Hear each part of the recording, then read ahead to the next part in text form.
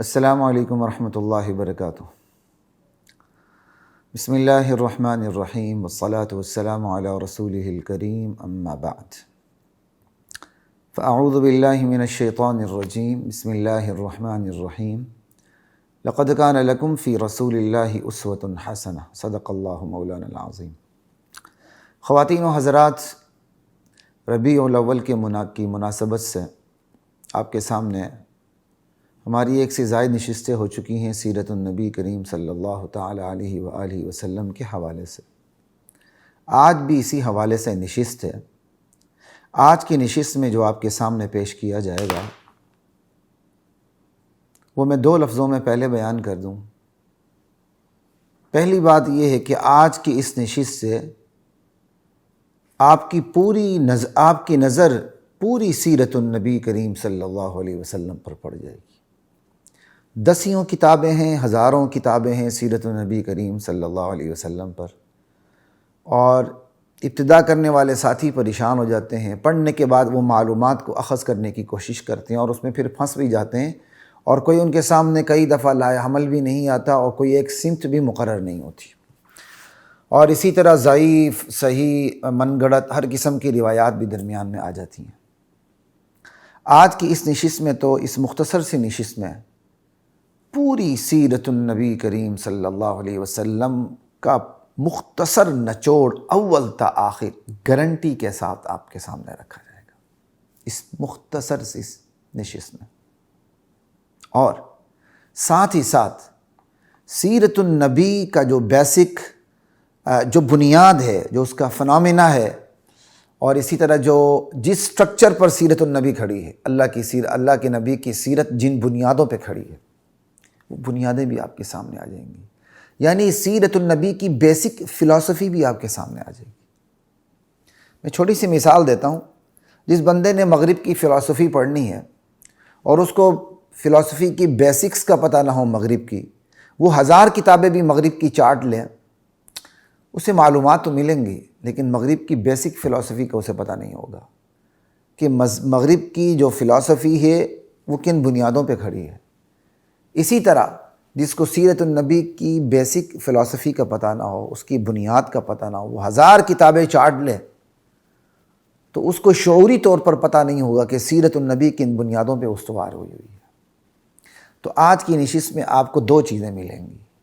ایک چیز سیرت النبی کن بنیادوں پر استوار ہوئی اور امت کے سامنے آئی ہے، اور دوسری چیز پوری سیرت النبی کا خلاصہ اور نچوڑ، ایک سمری۔ اللہ کی ذات مجھے آپ کو سمجھنے، سمجھانے، آگے پہنچانے کی توفیق عطا فرمائے۔ سیرت النبی صلی اللہ تعالی علیہ وآلہ وسلم سے جو ہمیں سبق ملتا ہے، پوری سیرت کو دیکھیں تو ہمیں 4 سبق ملتے ہیں بس۔ ان 4 اسباق کے اندر پوری سیرت النبی بند ہے، اور یہ گارنٹی ہے۔ گارنٹی کیوں ہے یہ میں آخر میں جا کے آپ کو بتاؤں گا۔ اس کی گارنٹی میں نہیں دے رہا، اس کی گارنٹی اللہ دے رہا ہے کہ یہی میرے نبی کی سیرت کا نچوڑ اور خلاصہ ہے۔ اس کی گارنٹی قرآن دے گا انشاءاللہ۔ قرآن دے رہا ہے کہ یہی اللہ کے نبی کی سیرت کا اول و آخر خلاصہ ہے۔ بس آج المیہ ہمارے معاشرے کا یہی ہے۔ ہم سیرت النبی بیان کرتے ہیں، لیکن سیرت النبی کی بنیادوں پہ نہیں جاتے، اس کی بیسک فلسفی پہ نہیں جاتے، وہ جن بنیادوں پہ کھڑی ہے اس کا مطالعہ نہیں کرتے۔ نتیجہ یہ ہے کہ سیرت النبی پڑھ لیتے ہیں، نظریہ ہمارا کمزور ہوتا ہے، ہم نظریاتی محاذ پر شکست کھا جاتے ہیں۔ سیرت النبی پڑھنے والا، اس پر عمل کرنے والا، اسے سمجھنے والا، اسے آگے پہنچانے والا کیسے شکست کھا سکتا ہے؟ شکست کھانے کی بنیادی وجہ یہ ہے کہ ہم سیرت النبی کو سمجھتے نہیں۔ تو آئیے 4 سبق کے اندر پوری سیرت النبی کا خلاصہ آپ کے سامنے پیش کرنے لگا ہوں۔ اللہ کی ذات مجھے، آپ کو، ہم سب کو سیرت النبی کو اپنی سیرت، سورت النبی صلی اللہ علیہ وسلم کو اپنی صورت بنانے کی توفیق عطا فرمائے۔ سیرت النبی کا جو پہلا سبق ہے، وہ پہلا سبق ہے اخلاص، مخلصین لہ الدین۔ اخلاص سیرت النبی کا اول و آخر سبق ہے۔ مخلص ہو جانا اللہ کے لیے، جو اللہ کے لیے مخلص ہوگا اس کا اخلاص رسالت کے بارے میں بھی آئے گا، نبوت کے بارے میں بھی آئے گا، ختم نبوت کے حوالے سے بھی ہوگا، اس کا اخلاص صحابہ کی عظمت کے حوالے سے بھی ہوگا، صحابہ معیار عدل و حق ہیں اس حوالے سے بھی ہوگا، اس کا اخلاص نبی کریم صلی اللہ علیہ وسلم کی تمام ہدایت کی روشنی میں آ جائے گا۔ تو سیرت کا پہلا سبق اخلاص ہے، بس کہ سب کو چھوڑ کے اللہ کے پاس آنا ہے۔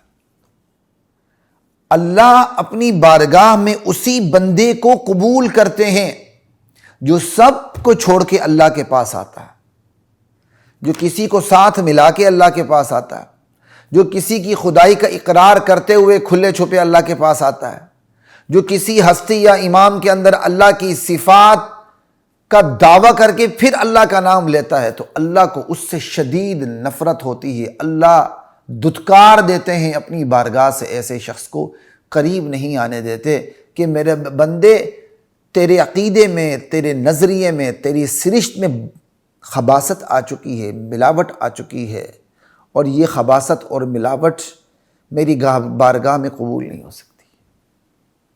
ہر بندے کی اپنی غیرت ہوتی ہے۔ کیا بندہ اپنی عزت میں کسی کو شریک کر سکتا؟ کبھی نہیں۔ اللہ اپنی عظمت میں کسی کو شریک کیوں ہونے دے؟ ٹھیک ہے، آپ دیکھ رہے ہیں اللہ نے اپنے نبی کو معراج کروائی، لیکن وہاں معراج کے الفاظ کیا ہیں؟ سبحان الذی اسریٰ بعبدہ، پاک ہے وہ ذات جس نے رات کے چھوٹے سے حصے میں اپنے بندے کو سیر کروائی۔ یہاں عبد کا لفظ استعمال ہوا، میرے بندے نے پل بھر میں، لمحہ بھر میں میری توفیق سے زمین کا سفر کرتے ہوئے 7 آسمانوں کا سفر طے کیا، اور پل بھر میں، لمحہ بھر میں واپس مکے تشریف لائے، لیکن عبودیت کے مقام پہ فائز رہے۔ معبودیت کے مقام پہ میرے نبی کا منصب ہی معبودیت کا مقام کا نہیں، بلکہ عبودیت اور بندگی کا۔ اللہ کو اپنی عظمت، اپنی ہیبت، اپنی عزت، اپنا جلال، اپنا جبروت اتنا عزیز ہے، اللہ نے اس میں امام الانبیاء کی بھی شرکت نہیں رکھی۔ یہ ہے اخلاص۔ بندہ اپنی عزت میں شرکت برداشت نہیں کر سکتا۔ میرے سمیت کون ہے جو اپنی عزت اپنے گھر والے کے ساتھ، اپنے گھر والے کی عزت میں کسی کو شریک ٹھہرائے؟ ہاں، وہی سے دامن چھڑانے والے اس بغیرتی میں مبتلا ہو چکے ہیں، وہی سے دامن چھڑانے والے بڑے بڑے ماہرین معیشت بھی اس بغیرتی میں مبتلا ہیں۔ کچھ عرصہ پہلے ایک ماہر معیشت نے، دنیا کے ایک ماہر معیشت نے ایک معاشی فارمولہ پیش کیا تھا کہ مہنگائی کو کنٹرول کرنے اور معاشی زندگی کو، دنیا کے معاشی زندگی کو سامنے رکھتے ہوئے زندگی گزارنے کا ایک طریقہ یہ کہ کئی لوگ ایک بیوی رکھ لیں، خرچے کم ہو جائیں گے۔ انا للہ و انا الیہ راجعون۔ بات سے بات نکلتی، میں اس موضوع پہ نہیں جانا چاہتا، صرف اتنی آپ کو بتانا چاہتا ہوں، بندہ اپنی عزت میں کسی کو اپنی عزت میں شرکت کو برداشت نہیں کر سکتا کسی کے لیے، نہ باپ کے لیے، نہ بیٹے کے لیے، نہ کسی اور کے لیے۔ اللہ اپنی عظمت میں شرکت کیسے گوارا کرے؟ ہمیں ملاوٹ والا دودھ پسند نہیں، اللہ کو ملاوٹ والی عبادت اطاعت کیسے قبول ہو؟ اللہ کبھی نہیں کرتا، اللہ کا اعلان ہے۔ تو سیرت کا پہلا سبق اخلاص ہے، اور اس اخلاص کو اللہ کے نبی نے یوں سمجھایا، قولوا لا الہ الا اللہ تفلحوا، لوگوں لا الہ الا اللہ کہہ دو کامیاب ہو جاؤ گے۔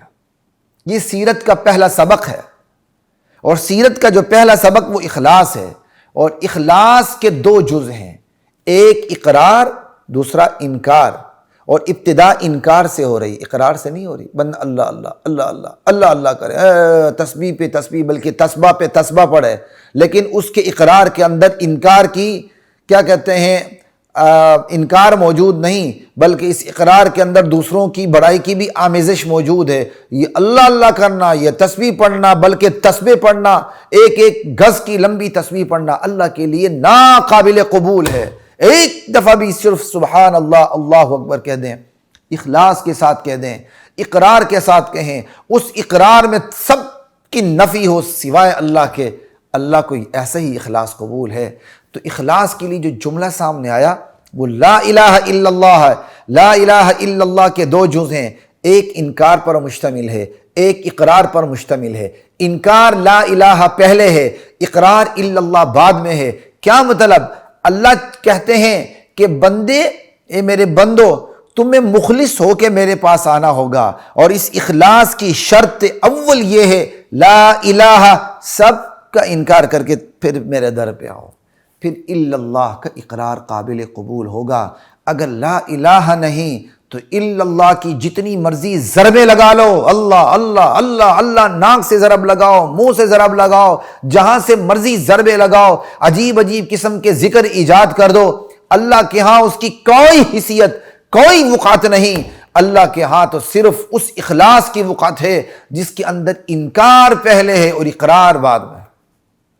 لا الہ، کوئی الہ نہیں، کوئی مشکل کشا نہیں، کوئی حاجت روا نہیں، کوئی کار ساز نہیں، کوئی دور و نزدیک سے پکار کو سن کے اس پکار پہ جوابی کاروائی کرنے والا نہیں، کوئی مددگار نہیں، کوئی بیٹے دینے والا نہیں، کوئی بیٹی دینے والا نہیں، کوئی عزت دینے والا نہیں، کوئی ذلت دینے والا نہیں، کوئی برباد کرنے والا نہیں، کوئی آباد کرنے والا نہیں، کوئی داتا نہیں، کوئی گنج بخش نہیں، کوئی رنج بخش نہیں، کوئی خزانے دے نہیں سکتا، کوئی خزانے چھین نہیں سکتا، کوئی غریب نواز نہیں، کوئی امیر نواز نہیں، کوئی تخت سلطنت پر بٹھا نہیں سکتا، کوئی تخت دار پہ چڑھا نہیں سکتا، کوئی آباد نہیں کر سکتا، کوئی برباد نہیں کر سکتا۔ یہ سارے کام اللہ وحدہ لا شریک لہ کے ہاتھ میں ہیں، الا اللہ۔